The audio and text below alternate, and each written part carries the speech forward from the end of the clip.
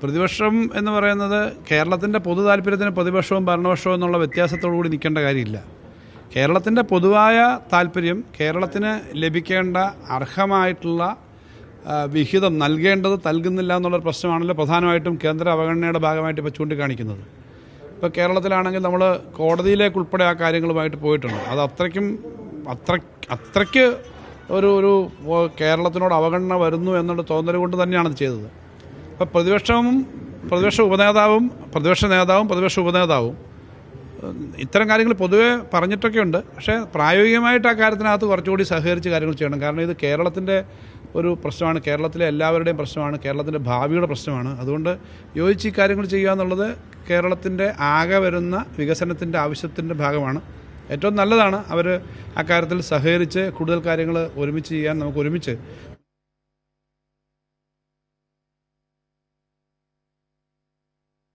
രാഷ്ട്രീയത്തിനൊക്കെ അതീതമായോ മതപരമായോ അല്ലെങ്കിൽ ലിംഗപരമായോ ഒന്നും വ്യത്യാസമില്ലാതെ മുഴുവൻ കേരളീയരും ഒരുമിച്ച് നിന്ന് കേരളത്തിൻ്റെ താല്പര്യത്തിന് വേണ്ടി നിൽക്കേണ്ട ഒരു കാര്യമാണ്. ആ പ്രശ്നത്തിൽ ഒരുമിച്ച് തന്നെ എല്ലാവരും മുന്നോട്ട് പോകണം. ഡൽഹിയിലെ ബാക്കി കാര്യങ്ങളെപ്പറ്റി ഒന്നും ആലോചിച്ചിട്ടില്ലല്ലോ. അതെല്ലാം മറ്റു കാര്യങ്ങളെപ്പറ്റി ഒന്നും ഒരു ഫൈനൽ ഒരു കാര്യവും വന്നിട്ടില്ല. ഇതിപ്പോൾ കേന്ദ്രത്തിൻ്റെ ഒരു സമീപനത്തെ സംബന്ധിച്ച് നമ്മൾ ഒറ്റ ശബ്ദമായിട്ട് തന്നെ നിൽക്കണം എന്നുള്ളതാണ്. അത് പാർലമെൻറ്റുണ്ട്, പുറത്തുണ്ട്, എല്ലായിടത്തും നിൽക്കണം. പാർലമെൻറ്റ് ഇലക്ഷൻ്റെ തൊട്ടടുത്തേക്ക് നമ്മൾ എത്തിയിരിക്കുകയാണ്. അപ്പോൾ ആ ഘട്ടം ഉൾപ്പെടെയുള്ള കാര്യങ്ങളിൽ ഇത് ചർച്ച ചെയ്യപ്പെടേണ്ടതാണ്. അതാണ് വിഷയം. ഈ അന്ന് പ്രായോഗികമായ സമീപനം പ്രതിപക്ഷം കുറെ കൂടി സ്വീകരിക്കണം എന്നുള്ളതല്ല, എന്താ അതുകൊണ്ട് ഉദ്ദേശിക്കുന്നത്? ഇല്ല, ഞാനതിനെ സംബന്ധിച്ച് നേരത്തെ നടന്ന കാര്യങ്ങളെപ്പറ്റി ഒരു വിവാദം ഉണ്ടാക്കാൻ പറഞ്ഞതല്ല. നമ്മളിവിടെ ഇതേ അഭിപ്രായം പറഞ്ഞു. പക്ഷേ ഒന്ന് രണ്ട് ഘട്ടത്തിൽ നമുക്ക് ഈ പാർലമെൻറ്റ് കഴിഞ്ഞ സെഷനിലുമൊക്കെ സംയുക്തമായിട്ട് നമുക്ക് പേപ്പറുകൾ കൊടുക്കാൻ പറ്റിയില്ല.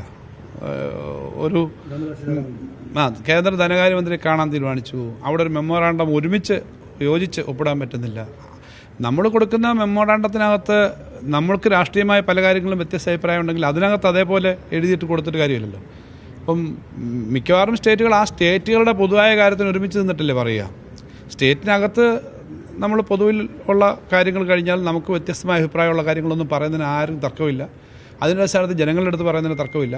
പക്ഷേ അവിടെ തന്നെ നമുക്ക് ഒരുമിച്ച് കൊടുക്കാൻ പറ്റിയില്ല എന്നുള്ളതൊരു വിഷമമുണ്ടാക്കിയ കാര്യമാണ് അന്ന്. പക്ഷേ ഇപ്പോൾ അത് ഒരുമിച്ച് ഈ കാര്യം പറയുന്നതിന് വേണ്ടിയിട്ടുള്ള സമീപനം എല്ലാവരും സ്വീകരിക്കുമെന്നാണ് കരുതുന്നത്. കാരണം ഇന്നിപ്പോൾ എല്ലാവർക്കും അറിയാം, പ്രധാനപ്പെട്ട സാമ്പത്തിക ശാസ്ത്രജ്ഞന്മാരുൾപ്പെടെ വ്യത്യസ്ത അഭിപ്രായമുള്ളവരുണ്ട്. രാഷ്ട്രീയമായ വ്യത്യസ്തത മാത്രമല്ല, സാമ്പത്തിക നയ സമീപനത്തിൽ എടുക്കുന്നതിനകത്തൊക്കെ വ്യത്യസ്തതയുള്ളവരുണ്ട്. കാരണം അവർ രാഷ്ട്രീയ പ്രവർത്തകരല്ലല്ലോ. അവരെല്ലാം പറയുന്നൊരു കാര്യമുണ്ട്. കഴിഞ്ഞ ദിവസം ഗുലാത്തി ഇൻസ്റ്റിറ്റ്യൂട്ടിൽ നടന്ന എക്കണോമിസ്റ്റുകളുടെ ഒരു ചർച്ചയിൽ അവരെല്ലാം പറഞ്ഞു, കേന്ദ്രത്തിൻ്റെ വലിയ അവഗണന കേരളത്തോടുണ്ട് എന്നുള്ളതിന് യാതൊരു സംശയവുമില്ല. അത് നമുക്ക് കളക്റ്റീവായി നേരിടണം. എന്നോട് ഡോക്ടർ കെ പി കണ്ണൻ തന്നെ പറഞ്ഞത് എല്ലാ സ്റ്റേറ്റുകളെയും എല്ലാവരെയും നമുക്ക് യോജിപ്പിക്കണ്ടേ. ഞങ്ങളും എല്ലാ സ്റ്റേറ്റുകളെയും യോജിപ്പിക്കാനാണ് ശ്രമിക്കുന്നത്. അപ്പോൾ അക്കാര്യത്തിനകത്ത് ആർക്കും തർക്കമില്ല. എം സാറ് അദ്ദേഹം വളരെ സീനിയറാണ്. അദ്ദേഹം ഇന്ന് കേരളത്തിലും ഇന്ത്യയിലും ജീവിച്ചിരിക്കുന്ന എക്കണോമിസ്റ്റുകളിൽ ഏറ്റവും സീനിയറാണ്.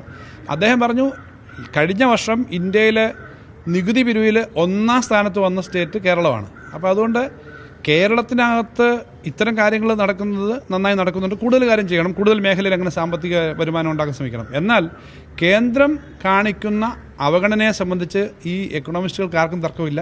കേരളത്തോട് അവഗണനയുണ്ട് എന്നുള്ള കാര്യം തന്നെയാണ് അവരെല്ലാം പറയുന്നത്. അപ്പം ഞാൻ പറഞ്ഞത് രാഷ്ട്രീയമായോ പൊതുപ്രവർത്തകരോ പത്രപ്രവർത്തകരോ പറയുന്ന വിഷയം മാത്രമല്ല, സാമ്പത്തിക ശാസ്ത്ര രംഗത്ത് പഠിപ്പിക്കുന്നവരും ഗവേഷണം നടത്തുന്നവരും അടക്കമുള്ള ആളുകളും യുനാനിമസ് ആണ് ഈ പറഞ്ഞ വ്യത്യസ്ത അഭിപ്രായമുള്ളവരെല്ലാം. ഈ കേന്ദ്ര അവഗണനയ്ക്കും രൂക്ഷമായ സാമ്പത്തിക പ്രതിസന്ധിക്കും ഇടയിൽ സംസ്ഥാന ബജറ്റിലെ സമീപനം എങ്ങനെയായിരിക്കും? സംസ്ഥാന ബജറ്റ് എപ്പോഴും കേരളത്തിന് കൂടുതൽ മുന്നോട്ട് പോകാൻ കഴിയുന്ന കാര്യങ്ങൾ തീരുമാനിക്കാനാണ്. കേരളത്തിലെ സാമ്പത്തിക പ്രവർത്തനങ്ങൾ, കൂടുതൽ തൊഴിലവസരങ്ങൾ, കൂടുതൽ ഇൻവെസ്റ്റ്മെൻറ്റ് വരാൻ വേണ്ടിയിട്ടുള്ള എന്തൊക്കെ പ്രവർത്തനം നടത്താവോ അതെല്ലാം പ്രത്യേകം ശ്രദ്ധിച്ച് ചെയ്യാൻ വേണ്ടിയിട്ട് തന്നെയാണ് ശ്രമിക്കുക. നമുക്ക് ഇന്നത്തെ ലോക സാഹചര്യം, ഇന്ത്യയിലെ മറ്റ് സംസ്ഥാനങ്ങളുടെ സാഹചര്യമൊക്കെ ഉണ്ട്. സാമ്പത്തിക രംഗത്ത് ചെറിയ തോതിലൊരു മരവിപ്പ് ലോകത്താകെ വലിയ തോതിൽ തന്നെ ഉണ്ട്. ഇന്ത്യയിൽ തന്നെ സാമ്പത്തിക രംഗത്തെ മരവിപ്പിനെ പറ്റി ഇന്നലത്തെ പ്രമുഖ പത്രങ്ങളുടെ സാമ്പത്തിക റിപ്പോർട്ടിലുണ്ട്. അപ്പോൾ നമുക്ക് നമ്മുടെ നാട്ടിൽ കൂടുതൽ തൊഴിലവസരം ഉണ്ടാവണം, ഇൻവെസ്റ്റ്മെൻറ്റ് വരണം, കൂടുതൽ ഉൽപ്പാദനം ഉണ്ടാവണം. ഈ കേരളത്തിൻ്റെ സാധ്യതകളെ നന്നായി ഉപയോഗിക്കാൻ പറ്റുന്ന തരത്തിലേക്ക് ഇപ്പോഴത്തെ കാലത്തെ ആവശ്യങ്ങൾ ഉപയോഗിച്ചുകൊണ്ടും മനസ്സിലാക്കിക്കൊണ്ടും ഉള്ള സമീപനമായിരിക്കും. ഇപ്പോൾ ഈ നമ്മുടെ വായ്പാ പരിധിയിൽ 5400 കോടിയുടെ ഡിപ്പുണ്ടല്ലോ ഈ ലാസ്റ്റ് ക്വാർട്ടറിൽ. അതെ, നമ്മൾ കോടതിയിലും പോയി കേസ് 25-ന് വരുന്നുള്ളൂ. അപ്പോൾ ഇനി പൈസ അവിടെ നിന്ന് കിട്ടുമെന്ന് പ്രതീക്ഷിക്കുന്നുണ്ട്. ഈ ലാസ്റ്റിലെ ഡിപ്പുണ്ടായെന്ന് പറഞ്ഞു കഴിഞ്ഞാൽ നേരത്തെ തന്നെ ഇവർ കുറച്ചു എന്നുള്ളതിൻ്റെ കണക്ക് നിങ്ങൾക്കറിയാം. ഞാൻ ഉദാഹരണം പറയാം. കോവിഡ് സമയത്ത് നമുക്ക് പ്രത്യേക 5% എടുക്കാമായിരുന്നു. 48,000 കോടി രൂപ അന്ന് ബോറോയിങ്ങിന് പരിധി എടുക്കാമായിരുന്നു. കോവിഡ് ആയതുകൊണ്ടാണ്. ഈ വർഷം 22,000 കോടിയേ ഉള്ളൂ. അപ്പോൾ ആ തരത്തിലൊരു വലിയ കുറവ് നേരത്തെ തന്നെ വരുത്തിയിരുന്നു. ആ കുറവിനെ പറ്റി നമ്മൾ പറഞ്ഞിരുന്നു. ഇപ്പോൾ അറിയാമല്ലോ, 48,000 നിന്ന് 22,000 ആയിട്ട് ബോറോയിങ് കുറയുമ്പോൾ ഉണ്ടാകുന്ന എത്ര വലിയ കുറവാണ്. 4 വർഷം മുമ്പുള്ളതിനേക്കാൾ ഇത്രയും കുറച്ചു. അത് നമ്മൾ പൊതുവെ പറഞ്ഞു. പക്ഷേ ഇപ്പോഴത്തെ പ്രശ്നം ഈ പബ്ലിക് അക്കൗണ്ട് എന്ന് പറഞ്ഞൊരു കാര്യമുണ്ട്. പബ്ലിക് അക്കൗണ്ട് എന്ന് പറഞ്ഞാൽ നിങ്ങൾക്കറിയാം അതിൻ്റെ സാങ്കേതികത. നമ്മുടെ ട്രഷറി കിടക്കുന്ന പണം, ട്രഷറിയിലുള്ള കഴിഞ്ഞ വർഷം ഉള്ളതിനേക്കാളും അധികമായ ഡെപ്പോസിറ്റുകൾ നമ്മുടെ ബോറോയിങ് ആയിട്ട് കൂട്ടും. 2017 മുമ്പ് ആ സംവിധാനം ഇല്ലായിരുന്നു, TSB. അതിനകത്ത് നമ്മൾക്ക് ഒരു വർഷം എടുക്കാൻ പറ്റുന്ന 13,000 കോടി രൂപ നമ്മൾ എടുത്തിട്ടുണ്ടെന്നാണ് അവരുടെ കണക്ക്. ആവറേജ് നിങ്ങൾ അത്ര എടുക്കും. പക്ഷേ നമ്മൾ 9,000 താഴെ എടുത്തിട്ടുള്ളൂ. AGയുടെ കണക്കുണ്ട് നമ്മുടെ. അത് അനുസരിച്ച് ആ കുറച്ചെടുത്തതിൻ്റെ 13,000 ഞങ്ങൾ എടുത്തിട്ടില്ല. ഞങ്ങൾ 9,000 എടുത്തിട്ടുള്ളൂ എന്ന് പറഞ്ഞാൽ ബാക്കി 4,000 തരണ്ടേ. അതിൻ്റെ ഉൾപ്പെടെയുള്ള പ്രശ്നമാണ് ഇപ്പോൾ വന്നത്. അതെല്ലാം കൂടി കുറഞ്ഞു. അത് കുറയുമ്പം വെട്ടിക്കൊണ്ടിരിക്കുന്നതിനകത്ത് നല്ലൊരു ഭാഗം അങ്ങ് വെട്ടിക്കുറയ്ക്കുമ്പോൾ ഉണ്ടാകുന്ന ബുദ്ധിമുട്ടുണ്ട്. സ്ഥിരമായിട്ട് ഈ ബുദ്ധിമുട്ടുകൾ നിങ്ങൾക്കെല്ലാം അറിയാവുന്നതുകൊണ്ട് ഓരോ പ്രാവശ്യം പറയണ്ടല്ലോ. ഇങ്ങനെ വരുന്ന തീരുമാനങ്ങൾ ബുദ്ധിമുട്ടിക്കും. കേസ് പോയതുമായി കേന്ദ്ര ഗവൺമെൻറ് ഇതിനെ കൂട്ടിക്കെട്ടേണ്ട കാര്യമില്ലെന്നാണ് എൻ്റെ വ്യക്തിപരമായ അഭിപ്രായം. കാരണം ഇത് ഭരണപരമായ കാര്യമാണ്, മറ്റേത് പൊളിറ്റിക്കലായൊരു കാര്യമാണ്, അഡ്മിനിസ്ട്രേറ്റീവായൊരു കാര്യമാണ്. കാരണം ബോറോയിങ് ഇങ്ങനെ എടുക്കാവോ? കേന്ദ്ര ഗവൺമെൻറ്റിന് 6.4 എടുക്കാം, കേരളത്തിന് കഴിഞ്ഞ പ്രാവശ്യം 2.5 തന്നുള്ളൂ എന്ന് പറയുന്നത് പറയാതിരിക്കാൻ പറ്റുമോ? കേന്ദ്ര ഗവൺമെൻറ് 6.4 ആണ്. ഇപ്രാവശ്യം അവർ 5.9 എടുക്കുമെന്നാണ് അത്രേ ഇപ്പോഴത്തെ കണക്കുകൾ പ്രാഥമികമായിട്ട് പുറത്തു വരുന്ന വിവരം, പ്രൊജക്ഷൻ വിവരം. ബജറ്റ് അവതരിപ്പിക്കുമ്പോഴേ ഫൈനൽ അറിയുള്ളൂ. അപ്പോൾ അവിടെയാണ് കേരളത്തിനും കേന്ദ്രത്തിനും 3% GSDPയുടെയും GDPയുടെയും 3% എടുക്കാൻ പാടുള്ളൂ എന്നൊരു നിയമമുണ്ട്, അല്ലെങ്കിൽ ഒരു ധാരണയുണ്ട്.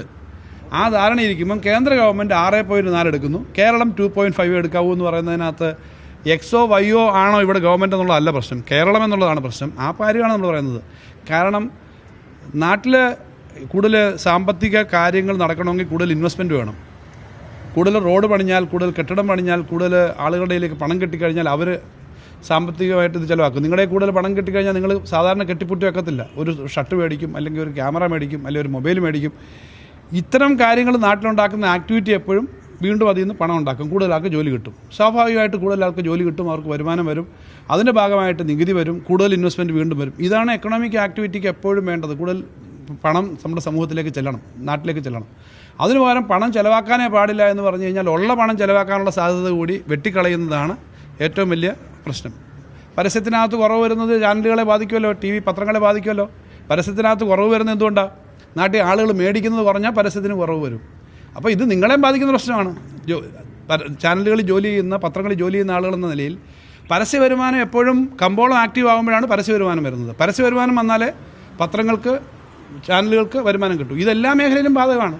സാധാരണ തൊഴിലാളികളുടെ പണം കിട്ടണമെങ്കിൽ കൂടുതൽ നിർമ്മാണം നടക്കണം, അല്ലെങ്കിൽ എക്കണോമിക് ആക്ടിവിറ്റി നടക്കണം. അതിന് സഹായകരമായ നിലപാടല്ല എടുക്കുന്നത് കേന്ദ്രം എന്നുള്ളതാണ് നമ്മൾ പറയുന്നത്.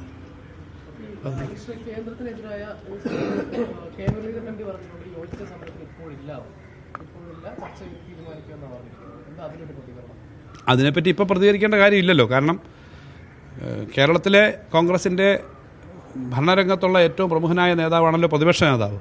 പ്രതിപക്ഷ നേതാവും അതുപോലെ തന്നെ ആ മുന്നണിയിലെ ഏറ്റവും പ്രമുഖനായ പ്രതിപക്ഷ ഉപനേതാവും മുഖ്യമന്ത്രിയെ കാണാനായിട്ട് അടുത്ത ദിവസം അദ്ദേഹം അവർ സംസാരിക്കുന്നല്ലേ ഉള്ളൂ. എന്തായാലും അവരങ്ങനെ സംസാരിക്കുകയും ഈ കാര്യങ്ങൾ കേരളത്തിൻ്റെ പൊതുവായ താല്പര്യത്തിന് ഒരുമിച്ച് നിൽക്കുക എന്നുള്ളത് ഇല്ല എന്നാരെങ്കിലും പറയുമോ? എനിക്ക് തോന്നുന്നില്ല. ഞങ്ങൾ ഒരുമിച്ച് നിൽക്കില്ല, ഞങ്ങൾക്ക് കേരളത്തിൻ്റെ താല്പര്യമൊന്നും ഇല്ല എന്ന് പറയില്ല. കേരളത്തിൻ്റെ താല്പര്യത്തിന് ഒരുമിച്ച് നിൽക്കാൻ വേണ്ടിയിട്ടായിരിക്കും എല്ലാവരുടെയും മനസ്സിലുള്ളതെന്നാണ് എൻ്റെ ധാരണ.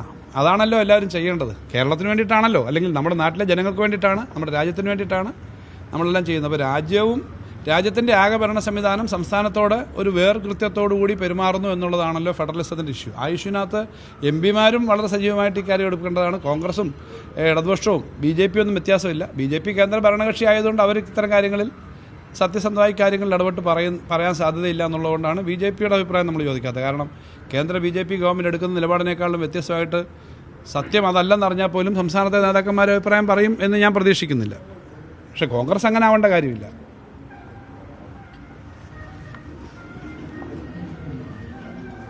മാധ്യമങ്ങളോട് സംസാരിക്കുകയായിരുന്നു. കേന്ദ്ര അവഗണനയ്ക്കെതിരെ സർക്കാർ വിളിച്ച ചർച്ചയിൽ പ്രതിപക്ഷം പങ്കെടുക്കുന്നതിനെ സംബന്ധിച്ചും അദ്ദേഹം പറയുകയുണ്ടായി. കേരളത്തിന്റെ പൊതു താൽപര്യം സംരക്ഷിക്കുന്നതിന് പ്രതിപക്ഷമോ ഭരണപക്ഷമോ എന്ന വ്യത്യാസമില്ല, പ്രതിപക്ഷം സഹകരിക്കുന്നത് നല്ല കാര്യമെന്നും അദ്ദേഹം പറയുകയുണ്ടായി. പ്രതിപക്ഷ നേതാവ് വി ഡി സതീശനും ഒപ്പം തന്നെ കുഞ്ഞാലിക്കുട്ടിയും ഓൺലൈനായിരിക്കും ചർച്ചയിൽ പങ്കെടുക്കുക. ഒപ്പം തന്നെ ബജറ്റ് അവതരിപ്പിക്കുന്ന വിഷയത്തിലും അദ്ദേഹം പ്രതികരിക്കുകയുണ്ടായി.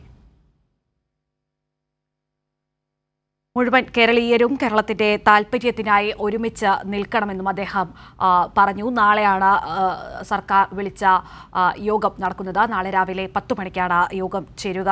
പ്രതിപക്ഷ നേതാവും കുഞ്ഞാലിക്കുട്ടിയും ഓൺലൈനായാണ് യോഗത്തിൽ പങ്കെടുക്കുന്നത്. ഒപ്പം തന്നെ ബജറ്റ് അവതരിപ്പിക്കുന്ന വിഷയത്തിലും ബജറ്റിനെ സംബന്ധിച്ചും സർക്കാർ അവതരിപ്പിക്കുന്ന ബജറ്റിനെ സംബന്ധിച്ചും അദ്ദേഹം പറയുകയുണ്ടായി. നൃപനുണ്ട് കൂടുതൽ വിശദാംശങ്ങളുമായി. നൃപൻ, ധനമന്ത്രി പറഞ്ഞ കാര്യങ്ങൾ എന്തൊക്കെ? ധനമന്ത്രി പറഞ്ഞത് പ്രധാനപ്പെട്ട കാര്യം നാളെ ചേരുന്ന മുഖ്യമന്ത്രി വിളിച്ചു ചേർത്ത പ്രതിപക്ഷ നേതാവിന്റെയും ഉപനേതാവിന്റെയും യോഗമാണ്. ആ കാര്യത്തെ സംബന്ധിച്ച പ്രതികരണമാണ് മുഖവരിയായി ധനമന്ത്രി കെ എം ബാലഗോപാൽ നടത്തിയത്. സമീപകാലത്ത് പല കാര്യങ്ങളിലും പ്രത്യേകിച്ച് ഈ ധനപ്രതിസന്ധിയുമായി ബന്ധപ്പെട്ട കേന്ദ്രത്തിന്റെ ഇടപെടലിൽ കേരളത്തിന്റെ പ്രതിപക്ഷം ഈ പറഞ്ഞ കാര്യങ്ങളിൽ പോസിറ്റീവായ സമീപനമല്ല ഇതുവരെ സ്വീകരിച്ചിരുന്നത്. അതിൽ നിന്ന് വ്യത്യസ്തമായി പങ്കെടുക്കാൻ തീരുമാനിച്ചു എന്നത് തന്നെ വലിയ ശുഭകരമായ കാര്യമാണ്. അത് നല്ല കാര്യമാണ്. മുഴുവൻ കേരളീയരും കേരളത്തിന്റെ താല്പര്യത്തിനായി ഒരുമിച്ച് നിൽക്കണം എന്നതാണ് സർക്കാരിന്റെയും ജനങ്ങളുടെയും താല്പര്യം. ആ താല്പര്യത്തിനൊപ്പം പ്രതിപക്ഷവും സഹകരിക്കുന്നത് നല്ല കാര്യമാണ്. കേരളത്തിന് ഈ കേന്ദ്രത്തിനെതിരെയുള്ള നിവേദനം നൽകുന്ന കാര്യത്തിലും എംപിമാർക്ക് പാർലമെന്റിൽ ഒരുമിച്ച് നിർമ്മലാ സീതാരാമൻ ധനകാര്യമന്ത്രിക്കെതിരെ ഈ പറഞ്ഞ കേരളത്തിന്റെ ആവശ്യം ഒരുമിച്ച് ഉന്നയിക്കുന്നതിനും കഴിഞ്ഞിരുന്നില്ല. കഴിഞ്ഞ കാലങ്ങളിലുണ്ടായ ഇത്തരത്തിലുള്ള രാഷ്ട്രീയ ചേരിതിരിവ്, പ്രതിപക്ഷത്തിന്റെ നിസ്സഹകരണം കാരണം അത്തരം കാര്യങ്ങളിൽ കേരളത്തിന് പിന്നോട്ട് പോകേണ്ടി വന്നു. അത് ഓർമ്മിപ്പിച്ചുകൊണ്ടാണ് ധനകാര്യമന്ത്രി കെ എൻ ബാലഗോപാൽ പറഞ്ഞത് ഇനിയെങ്കിലും ഇത്തരം കാര്യങ്ങളിൽ തീരുമാനമെടുത്ത് ഒരുമിച്ച് മുന്നോട്ട് പോകണം എന്ന ഒരു കാര്യം നല്ല കാര്യമാണ്. അത് സംബന്ധിച്ച് നാളെ പ്രതിപക്ഷ നേതാവും ഉപനേതാവും പങ്കെടുക്കാൻ തീരുമാനിച്ചത് നല്ല കാര്യമാണ്. ഇനി ഇത്തരം കാര്യങ്ങളിൽ കേരളത്തിന്റെ പൊതുവായ കാര്യങ്ങളിൽ ഒരുമിച്ച് ഈ ഭരണപക്ഷവും പ്രതിപക്ഷവും എന്ന വ്യത്യാസമില്ലാതെ മുന്നോട്ട് പോകണം എന്ന് തന്നെയാണ് സർക്കാരിന്റെ നിലപാട്. നാളെ ചർച്ച നടക്കട്ടെ. പ്രതിപക്ഷം നേതാക്കൾ ആ യോഗത്തിൽ പങ്കെടുക്കുന്നുണ്ട് എന്ന് പറഞ്ഞു. ഒപ്പം തന്നെ കെ മുരളീധരൻ യോജിച്ചുള്ള പ്രക്ഷോഭത്തിന് പ്രതിപക്ഷം തയ്യാറല്ല എന്ന നിലപാട് ഇന്ന് കെ മുരളീധരന്റെ പ്രതികരണത്തിലുണ്ട്. അത് സംബന്ധിച്ച ചോദ്യങ്ങളും മാധ്യമപ്രവർത്തകരുടെ ഭാഗത്തുനിന്നുണ്ടായി. അദ്ദേഹം പറഞ്ഞത് കേരളത്തിന്റെ പ്രതിപക്ഷ നേതാവും UDFന്റെ ഉപനേതാവുമാണ് നാളെ പങ്കെടുക്കുന്നത്. അവർ പങ്കെടുക്കാൻ തീരുമാനിച്ച സ്ഥിതിക്ക് മറ്റു തരത്തിലുള്ള ചർച്ചകൾക്ക് പ്രാധാന്യമില്ല. അത് ചർച്ച കഴിയട്ടെ എന്ന കാര്യവും കെ എൻ ബാലഗോപാൽ പറഞ്ഞു. കീർത്തി. ശരി, നിർബനാണ് വിവരങ്ങൾ.